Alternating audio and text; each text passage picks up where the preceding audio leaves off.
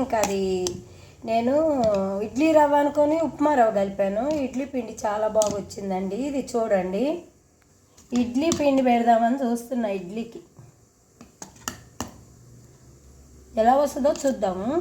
ఇడ్లీతో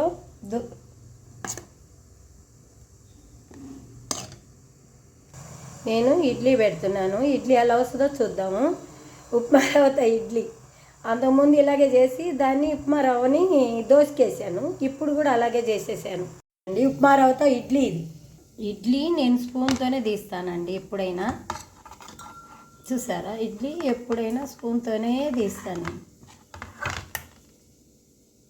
ఉప్మా రవ్వ ఇడ్లీ, పచ్చడి,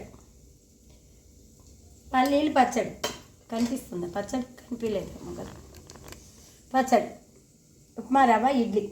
ఇడ్లీ చూడండి ఎంత మంచిగా వచ్చిందో, చూసారా? నేను రాదేమో అనుకున్నానండి.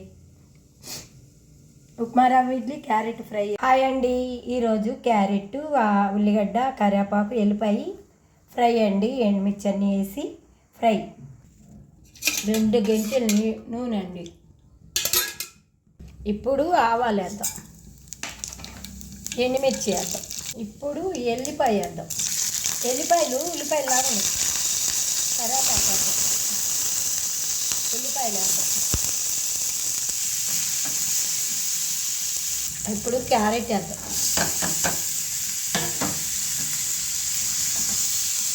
కొంచెం ఉప్పు వేద్దాం.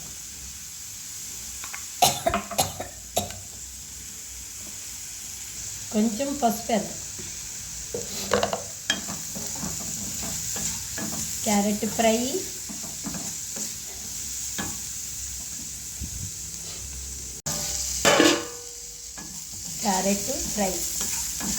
ఈరోజు ఇడ్లీ క్యారెట్ 2 ఒక్కసారి వీడియో పెడుతున్నా. సెట్ చేయాలి. ఎంతమందికి ఇట్లా రౌండ్ కట్ చేసుకొని క్యారెట్ చేసుకోవాలని, నేనైతే ఇలాగే చేస్తున్నానండి. క్యారెట్ మీరు ఎలా చేస్తారో నాకు తెలియదు. ఈరోజు టిఫిన్ ఇడ్లీ, ఉప్మా రవ్వ ఇడ్లీ, క్యారెట్ ఫ్రై.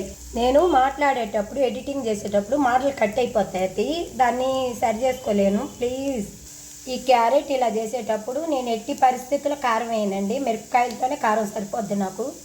మీరు ఎలా చేసుకుంటారో నాకు తెలుసు, చూస్తున్న వీడియోలు. మీరు కూడా నాకు సపోర్ట్ చేయాలని నేను కోరుకుంటున్నాను. లైక్ చేయండి, సబ్స్క్రైబ్ చేయండి, కామెంట్స్ పెట్టండి, ఎంకరేజ్ చేయండి.